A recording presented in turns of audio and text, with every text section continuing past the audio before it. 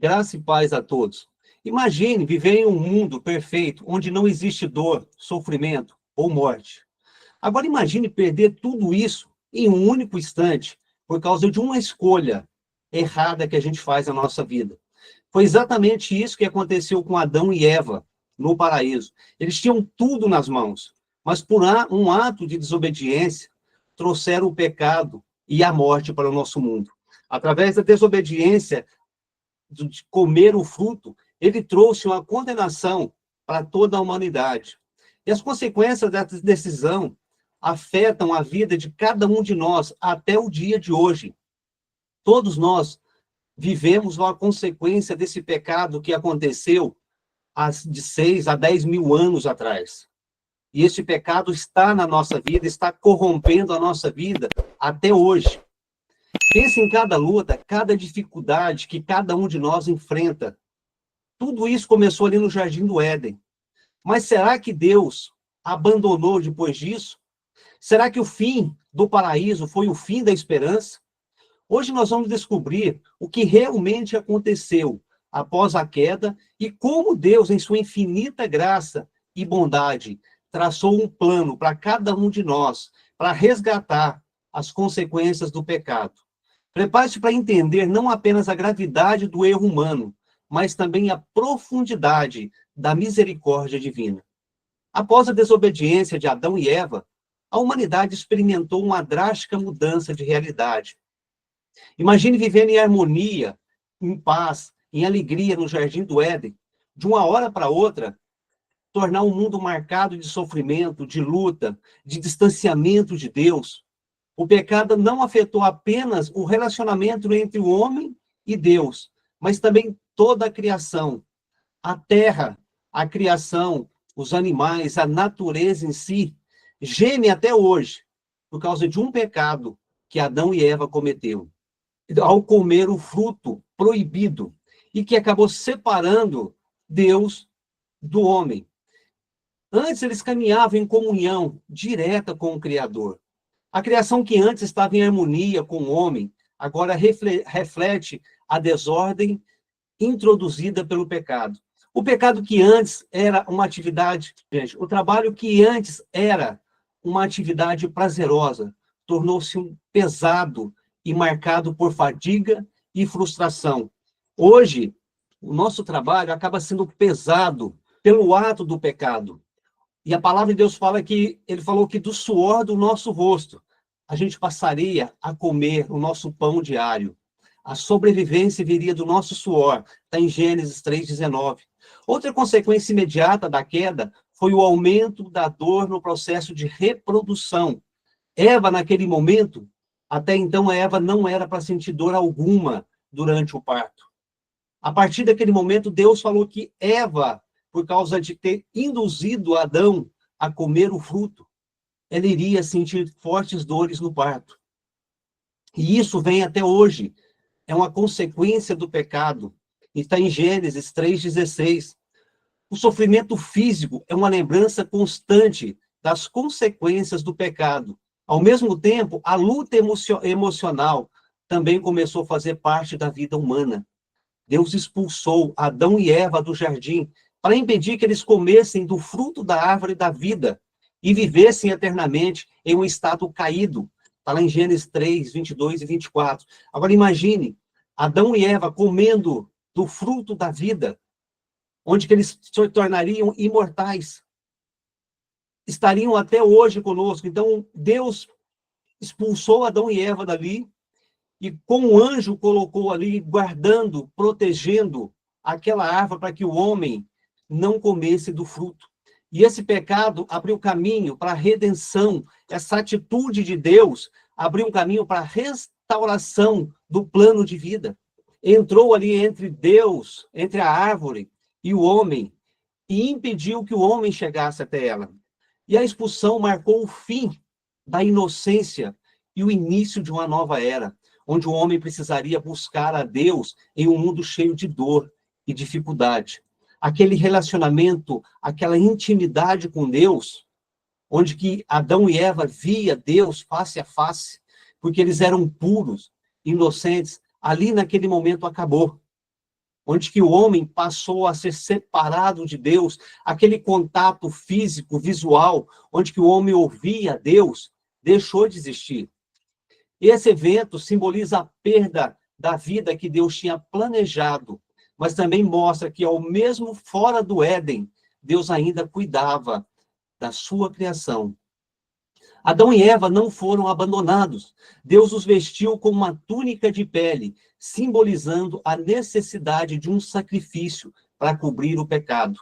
Meu irmão, ali no Jardim do Éden, foi onde que aconteceu o primeiro sacrifício. Só que Deus também ali matou um animal e tirou das vestes, tirou o pelo daquele animal e providenciou uma veste para Adão e Eva. Por causa do nosso pecado, o próprio Deus foi obrigado a sacrificar uma criatura dele, para cobrir as nossas vergonhas, para cobrir as nossas intimidades, porque Adão e Eva sentiram vergonhas de estarem nus. Então, Deus, na sua misericórdia, ele sacrificou um animal. A Bíblia não relata qual animal é esse, mas esse animal foi o suficiente para cobrir as vergonhas do pecado do homem. Este ato aponta para o sacrifício final de Cristo, que seria a solução definitiva para o pecado. Após a expulsão, Adão e Eva tiveram filhos. E a história de Caim e Abel marca a primeira narrativa de pecado e redenção do mundo fora do jardim. Caim, movido pela inveja, mata seu irmão Abel, revelando a profundidade do impacto do pecado na humanidade. A violência, o ciúme, a maldade são frutos dessa ruptura inicial que aconteceu lá no Jardim do Éden. Apesar disso, Deus continuou a revelar a sua graça através da sua misericórdia para os seus filhos, para a sua criação. Ele não abandonou a humanidade à própria sorte. Mesmo após o assassinato de Abel, Deus marcou Caim para que ele não fosse morto, demonstrando seu cuidado e justiça, mesmo em meio ao pecado. Essa passagem está em Gênesis 4:15. Esse episódio nos mostra que a história da humanidade, embora marcada pelo pecado, também é permeada pela misericórdia de Deus. Mesmo em meio à tragédia da queda e da expulsão, Deus já havia anunciado a promessa da redenção. Em Gênesis 3:15, ele profetiza a derrota definitiva da serpente, que a Bíblia fala que é o próprio Satanás, afirmando que a serpente seria esmagada pela semente da mulher, que a semente da mulher esmagaria a cabeça da serpente, e a serpente feriria os pés daquela semente. Esse é o primeiro vislumbre do plano da salvação que seria cumprido em Jesus na cruz do Calvário.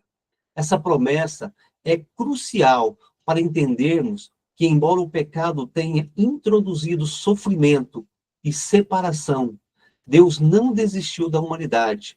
O plano de redenção que começou no Éden percorre toda a Bíblia. No decorrer da gente vai estudando, a gente vai ver todos os projetos, os planejamentos de Deus para a redenção, que se concretiza na pessoa de Jesus Cristo. E logo em seguida vem na pessoa do Espírito Santo, que desce para completar a obra redentora em nossas vidas. E Jesus é a semente da mulher que venceria o pecado e a morte. A queda e a expulsão do Éden não são o fim da história.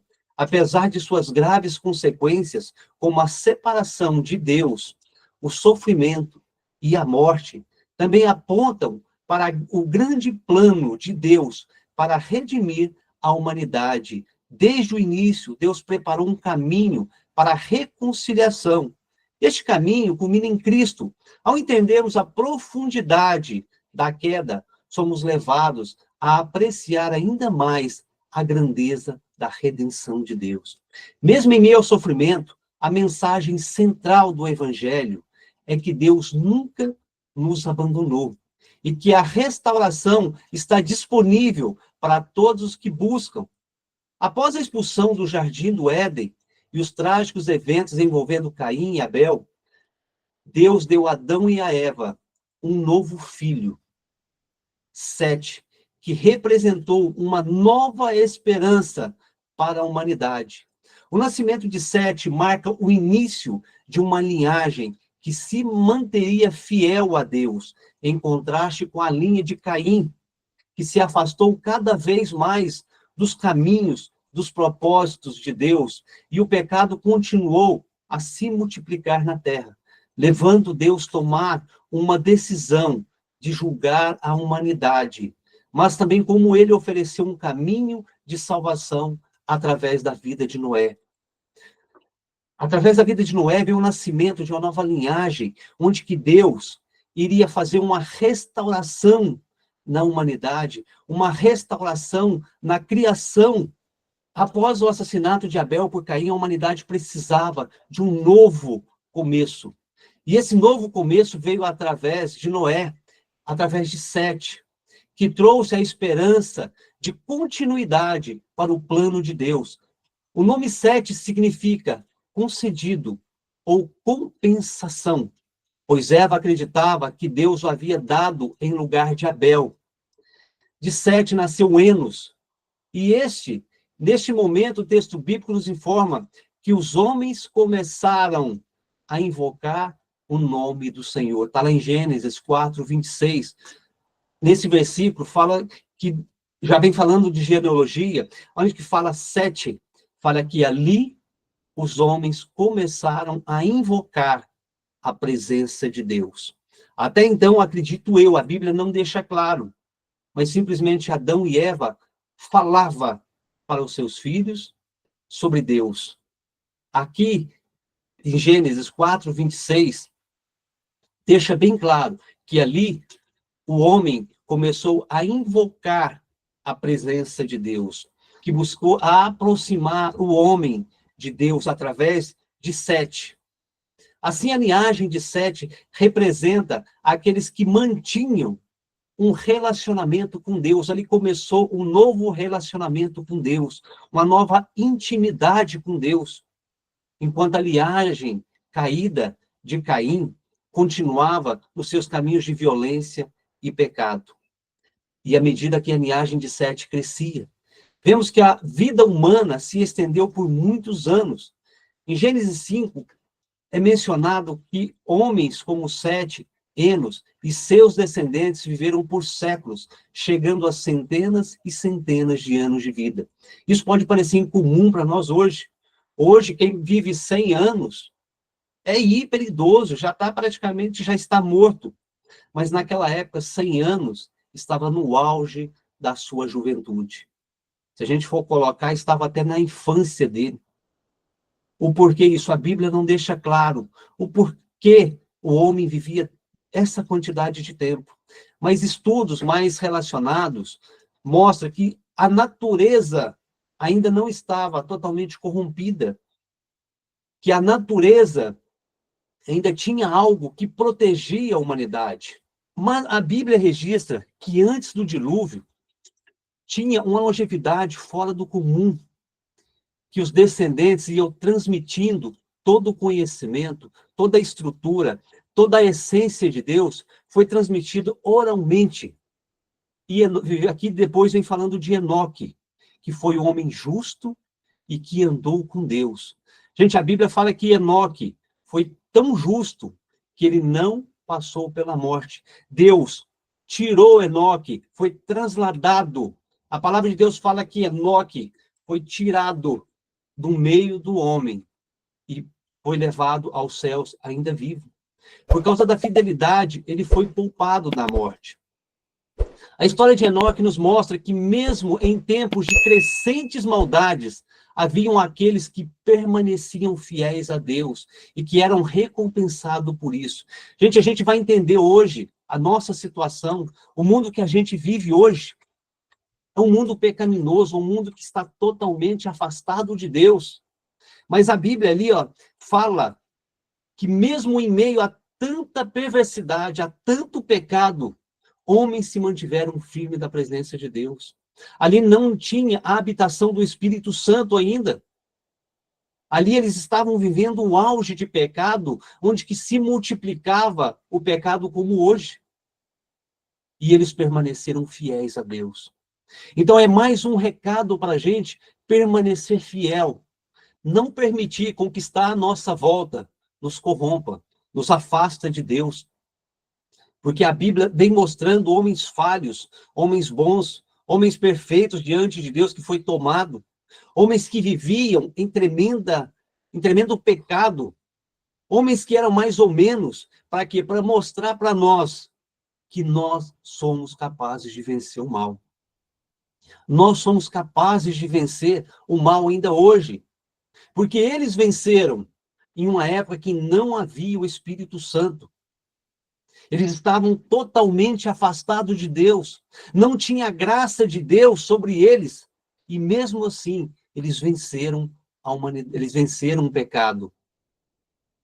Então, isso para nós tem que nos fortalecer, tem que nos engrandecer, porque hoje nós somos lavados e remidos pelo sangue do Cordeiro. Nós somos transformados pelo poder restaurador do Espírito Santo. E outro descendente importante de Sete foi Matusalém, ou Metusalém, conhecido por ser o homem que mais viveu na Bíblia. Ele viveu 969 anos, está em Gênesis 5, 27. Matusalém é uma figura significativa, porque a sua morte ocorre um pouco antes do dilúvio. Meus irmãos, para você entender, Matusalém viveu séculos antes de Noé nascer. Então, quando Noé nasceu, Matusalém já era velho. E Matusalém estava ao lado de Noé, quando Noé começou a construir a arca. Matusalém transmitiu o que foi falado de Sete para ele, o que foi falado de Adão. Noé conhecia a essência de Deus através dos seus antecedentes. Um deles foi Matusalém. Caminhou ao lado de Noé, falou de Deus, falou da graça de Deus. Um pouco antes do dilúvio, está mostrando que a conexão entre a vida do homem com Deus ainda existia. Porque Deus estava planejando trazer uma vida longa para aqueles homens, para quê? Para a permanência da sobrevivência da humanidade. Se a gente for analisar, se os homens daquela época vivessem igual o homem de hoje vive, 80, 90 anos, não teria condições de ser transmitida a glória, a graça, o testemunho de Jesus, o testemunho de Deus, de Adão até Noé, porque iria se perder, porque ali foi falado muitas e muitas e muitas vezes. Em Deuteronômio 5, Moisés fala que a palavra de Deus teria que ser falada aos seus filhos ao deitar, ao se levantar, no caminho, que a palavra de Deus teria que estar marcado nos umbrais das portas. Então, esse testemunho foi passado de geração em geração, e o povo da nação de Israel aprendeu isso. Transmitir para os seus filhos, para os seus netos, para os seus bisnetos, quem era Deus, quem foi Deus, quem foi Adão, quem foi Eva, quem foi Sete. E o crescimento do pecado na terra, mesmo com a presença de uma linhagem justa, o pecado continuou a crescer no mundo. Em Gênesis 6, nos dá um vislumbre desse aumento da maldade. A humanidade começou a se multiplicar rapidamente, e os filhos de Deus viram que as filhas dos homens eram formosas e tomaram para si mulheres de todas que as escolheram. Você está em Gênesis 6:2, quando Moisés escreveu. Esse versículo, ele tem várias interpretações, de maneira que ao longo da história, alguns acreditam que os filhos de Deus eram os anjos caídos. Alguns acreditam que esses filhos de Deus eram os anjos caídos, eram os demônios que vinham visitar a terra e coabitaram com as mulheres, e que dessas mulheres resultou em descendências corrompidas que se tornou gigantes. Outras entendem que os filhos de Deus eram descendentes justos da linhagem de Sete, que aqueles justos começaram a procriar, a interligar com os filhos da linhagem pecaminosa. E dessa mistura entre os filhos de Sete e os filhos de Caim, os filhos da pureza e os filhos do pecado geraram gigantes. Independente da interpretação, o ponto central é que essas uniões contribuíram para o aumento da maldade na Terra. A humanidade se corrompeu a tal ponto que Deus se entristeceu. A palavra de Deus fala que Deus se arrependeu de ter criado o homem. Está em Gênesis 6:5. Lemos que a maldade do homem se multiplicara sobre a terra e que toda imaginação de pensamentos do seu coração era uma conduta má, era uma maldade contínua. Esse versículo mostra a profundidade da corrupção humana e a gravidade da situação que estava acontecendo naquela época. O arrependimento de Deus e a sua decisão de enviar o dilúvio, a situação da terra havia se deteriorado tanto que Deus se arrependeu amargamente de ter criado o homem. Arrepender significa que Deus não cometeu um erro, mas sim que ele estava profundamente entristecido pela direção que a humanidade havia tomado. A rebelião e o pecado estava tão enraizado que Deus decidiu que a única solução seria destruir a terra através do dilúvio, eliminando a humanidade, os animais e todas as criaturas vivas. Aqui nesse ponto, entendo que até a natureza já havia se corrompido, até os animais já havia se corrompido, porque o pecado, o homem deu tanta liberdade para Satanás agir no nosso meio, que corrompeu até a criatura, que corrompeu os animais, a natureza. Em meio a esse julgamento, vemos a misericórdia de Deus. Ele não destruiu a todos. Em Gênesis 6:8, nós vemos que Noé achou graça aos olhos do Senhor. Gente, imagine uma situação tão caótica dessa, Deus olhar para um homem e achar graça. Noé era mais um descendente dos filhos de Sete. Era um homem justo, íntegro em sua geração. E Deus decidiu poupar Noé e sua família do julgamento. Um caminho de salvação. Deus instruiu Noé a construir uma arca, um grande barco que seria capaz de salvar ele e toda a sua família. E um par de cada espécie, um casal de cada espécie. Aqui, se a gente for olhar, a gente for ler a Bíblia ali no versículo, fala que era um animal, um casal de cada espécie de animal impuro.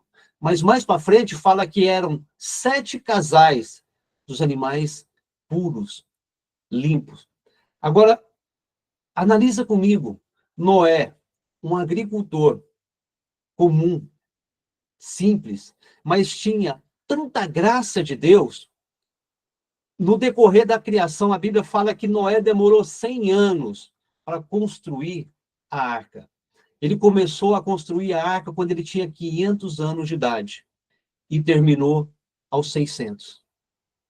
Agora, um lavrador, ele teve que adquirir conhecimento de engenharia, de arquitetura, de engenharia naval, porque ele teve que construir uma arca de madeira onde queria suportar toda a tempestade de um dilúvio para um lavrador comum. Dá uma olhada, a tamanha graça de Deus, a tamanha misericórdia de Deus, onde que trouxe tanta sabedoria a um homem. Mostra o quê? O cuidado de Deus para cada um de nós. Mostra o cuidado de Deus sobre cada um de nós. Ele se tornou ali botânico. Ele se tornou veterinário, porque a Bíblia fala que Noé ficou mais de 1 ano dentro da arca. Imagine 1 ano trabalhando com animais, cuidando de animais de todas as espécies que estavam ali dentro da arca. Então, Noé se tornou até como diz, um doutor especialista em animal, um veterinário. E a arca seria o meio da salvação durante o dilúvio.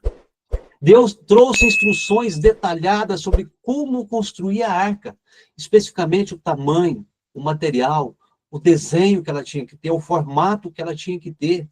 Se a gente for ler em Gênesis 6:4, mostra como Deus não só preveu a salvação, mas também orienta o caminho para ela de forma clara e específica. Noé, como homem de fé, obedeceu todas as instruções de Deus. Então, quando Noé obedeceu, por quê? Porque ele ouvia falar de Deus. Matusalém estava do lado dele na infância. Ele ouviu de Deus de Matusalém. Ele conheceu Deus na vida dos seus avós. E aquilo foi crescendo em fé.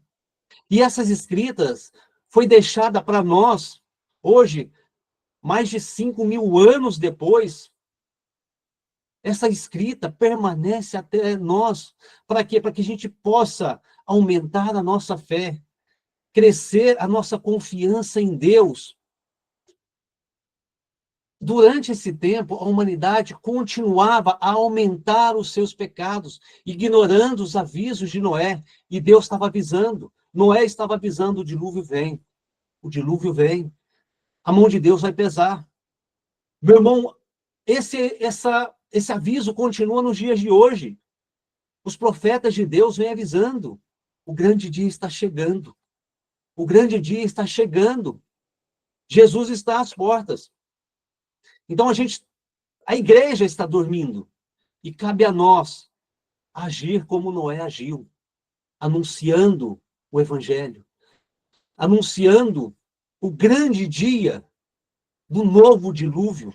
Só que a palavra de Deus fala que esse dilúvio vai ser com fogo, vai ser com destruição.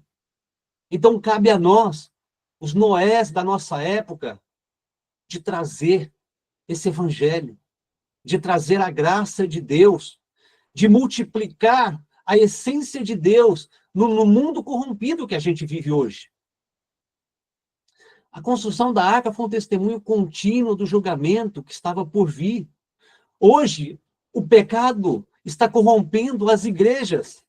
O pecado está corrompendo a nossa família. O pecado, muitas vezes, está nos corrompendo. Porque, muitas vezes, aqui 1 ano atrás, há 10 anos atrás, para nós era pecado absurdo. Hoje já é algo normal.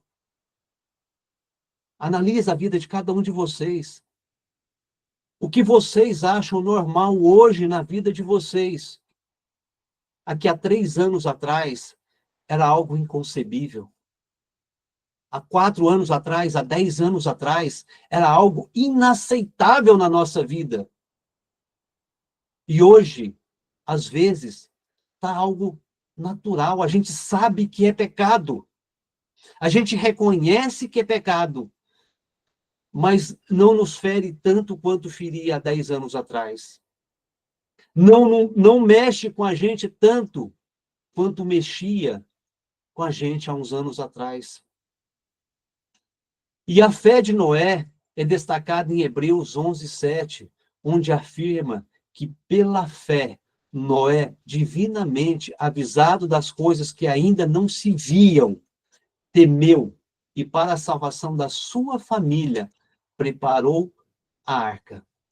Meu irmão, a pergunta que eu te faço hoje, que eu faço para mim hoje, nós estamos preparando a arca para a nossa família? Nós estamos preparando a arca para os nossos irmãos, para os nossos amigos, para aqueles que estão ao nosso redor? Só mudou o formato, só mudou a época.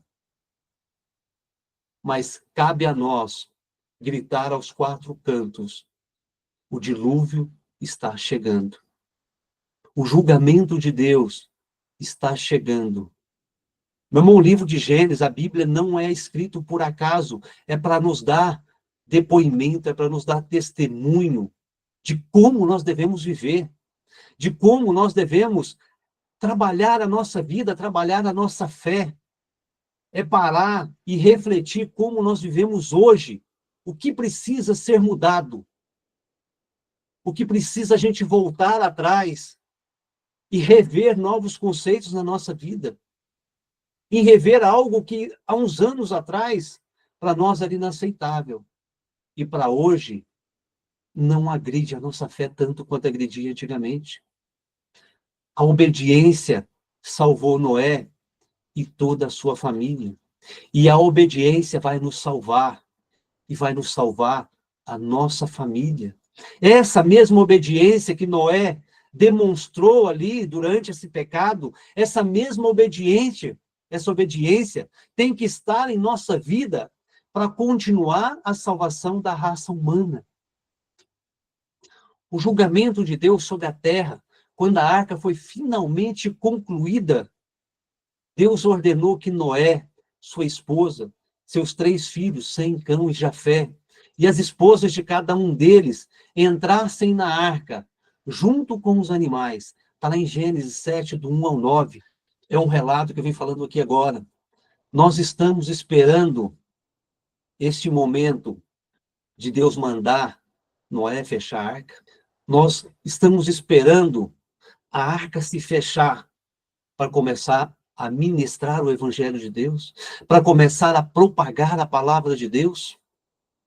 Porque a palavra de Deus fala que Noé fechou a arca por dentro, mas Deus lacrou a arca por fora.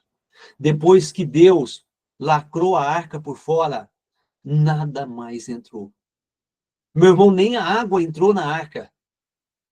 Por quê? Porque só tinha salvação aqueles que estavam ali. Meu irmão, eu acredito que você acredita que você faz parte de estar dentro da arca, como eu acredito que eu também estarei dentro da arca. Mas agora imagina, nós dentro da arca, ouvindo os nossos familiares gritando por socorro do lado de fora.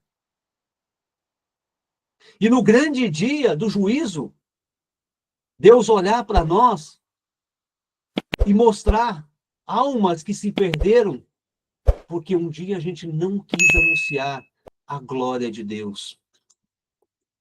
E Deus fechou a arca, simbolizando que o tempo de arrependimento havia terminado e que o julgamento estava acontecendo. Meu irmão, não deixa para o último dia para transformar a sua vida. Não deixa para o último dia para ministrar a palavra de Deus, para levar tudo aquilo que vocês ouvem aqui, tudo aquilo que vocês aprendem aqui nessa aula ao vivo. Transmita para alguém, faz as anotações, transmita para alguém, porque esse conhecimento é valioso, não só para você, mas para alcançar a humanidade que Deus incumbiu cada um de nós. Não deixa acontecer de Deus fechar a porta para a gente querer falar do Evangelho, falar do amor, porque já não vai adiantar mais. Aqueles que duvidaram de Noé, aqueles que duvidaram do poder de Deus, a única coisa que sobrou foi choro e ranger de dente. Quando as chuvas torrenciais começou, a Bíblia fala que choveu 40 dias e 40 noites, sem parar. As águas subiram rapidamente, cobrindo toda a terra, submergindo os montes. Toda a vida fora da arca pereceu. Uma clara demonstração da seriedade do pecado e da justiça de Deus. As águas prevaleceram por dias. Durante todo esse tempo, Noé e a sua família permaneceram dentro da arca, protegido pela graça de Deus. Meus irmãos, hoje nós estamos vivendo dentro de uma arca que nos envolve, que é o sangue de Cristo, que é a glória do Espírito Santo. Nós estamos vivendo a graça, nós estamos vivendo a misericórdia de Deus, mas de nada vale se a gente não transmitir essa graça para quem precisa, se a gente não transmitir para os nossos filhos, se a gente não transmitir para os nossos irmãos. Noé tinha tanta convicção, tanta fé em Deus, que levou a sua esposa, os seus 3 filhos e as suas 3 noras a seguir cegamente as ordens de Deus. A palavra não fala que os filhos e as noras de Noé ouviram Deus. Quem ouviu foi só Noé. Os filhos ouviram o pai. Por quê? Porque Noé tinha um testemunho vivo. Noé tinha a glória de Deus na vida dele, que transmitia a confiança, que transmitia o poder de Deus. E nós, nos nossos dias, temos que transmitir essa essência de Deus também para aqueles que estão ao nosso redor, para que a gente não precise ficar macetando, a Bíblia falou isso, a Bíblia falou aquilo, mas que eles acreditam através do nosso depoimento de vida, através do nosso testemunho de vida. Porque a palavra de Deus deixa muito claro que o nosso testemunho de vida vale muito mais do que um caminhão de palavras, vale muito mais do que 1000 palavras. E, finalmente, quando a arca repousou sobre os montes, sobre o monte de Ararat, Noé esperou pacientemente mais um tempo ainda, até que as águas diminuíssem completamente, e ele pudesse verificar se a terra estava seca. Ele enviou um pombo que retornou com a folha de oliveira, indicando que a terra começara a se restaurar. Está lá em Gênesis 8:11. Finalmente, Deus ordenou que Noé e sua família saíssem da arca. Eles foram instruídos a ser fecundos novamente e multiplicar-se sobre a terra, iniciando assim uma nova fase para a humanidade. É nessa fase que nós vivemos hoje. Nós vivemos uma fase de uma aliança que veio de Noé. Nós vivemos hoje em uma aliança de um homem que creu tanto em Deus, que ele fez algo absurdo, algo inconcebível para o seu tempo, algo que era inaceitável. Ele sozinho com a sua família, durante 100 anos construindo uma arca, sendo testemunho para os seus filhos. Nós não temos esses 100 anos. E esse dilúvio é um lembrete poderoso do julgamento justo de Deus sobre o pecado. Meu irmão, os nossos pecados são perdoados, mas a Bíblia é muito clara que nós iremos pagar pelos nossos pecados. O juízo de Deus vai vir sobre os nossos pecados. Mas é tão glorioso a presença de Deus, o poder de Deus, que o próprio Jesus falou que os nossos pecados seriam perdoados.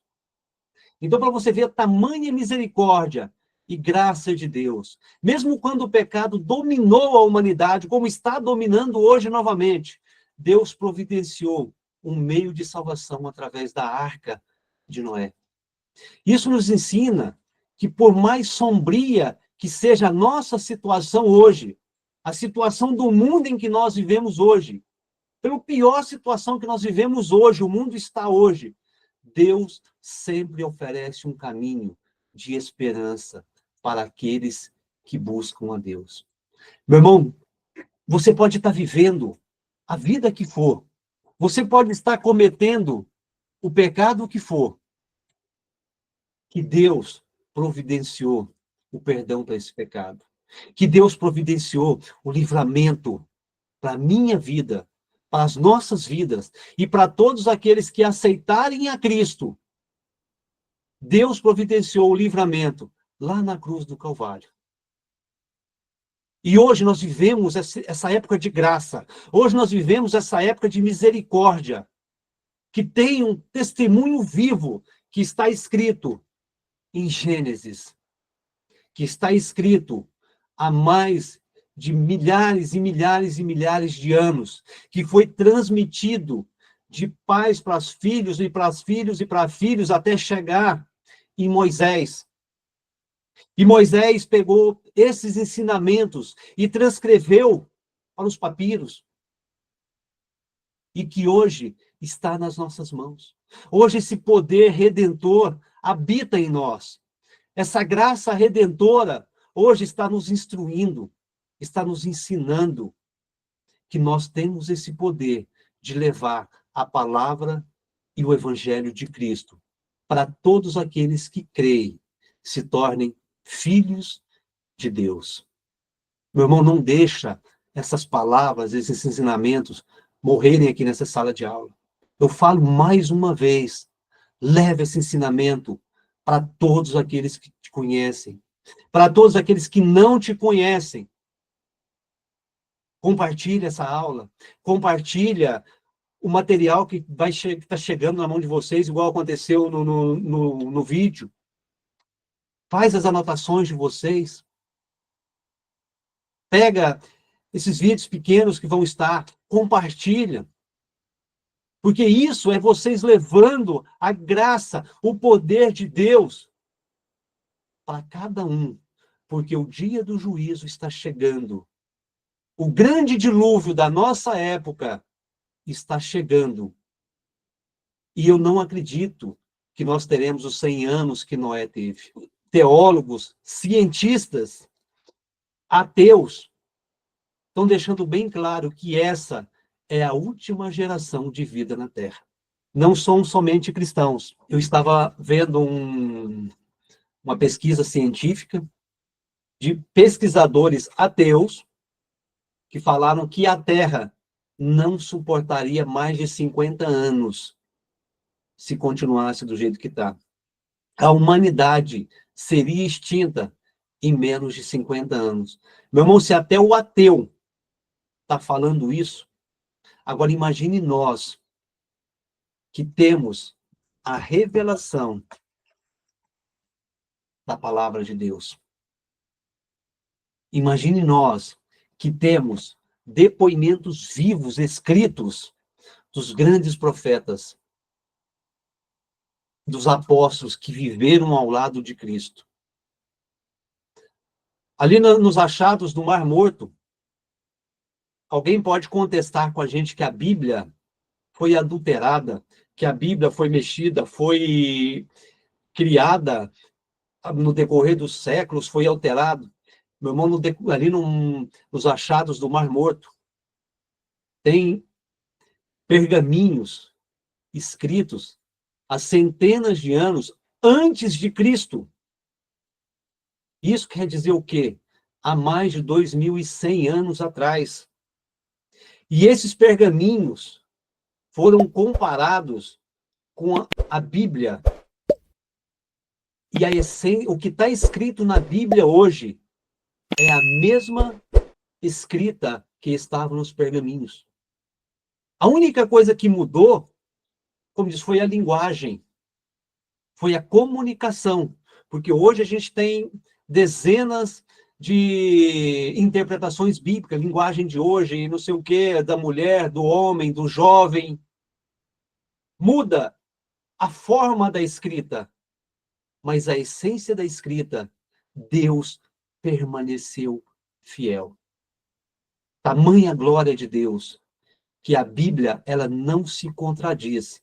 Se a gente for olhar a Bíblia de Gênesis a Apocalipse, ela se completa. O Velho Testamento é um prelúdio do que iria acontecer no Novo. E o Novo Testamento é a concretização de tudo aquilo que foi profetizado no Velho Testamento. O nascimento de Cristo foi prescrito há séculos antes de Jesus nascer. A morte de Jesus, se a gente for olhar no livro de Isaías, estava escrito como que Jesus iria morrer. O Apocalipse de Daniel, o Apocalipse de Isaías, traz claramente como seria o Novo Testamento, como seria a vinda de Cristo, onde ele iria nascer, como seria o seu nascimento. Meu irmão, isso é a grandeza de Deus nas nossas vidas. Isso é a grandeza de Deus através da palavra dele. Amém? Eu vou ficar por aqui agora, a gente vai fechar a minha parte. Eu vou parar a gravação para a gente entrar num bate-papo legal.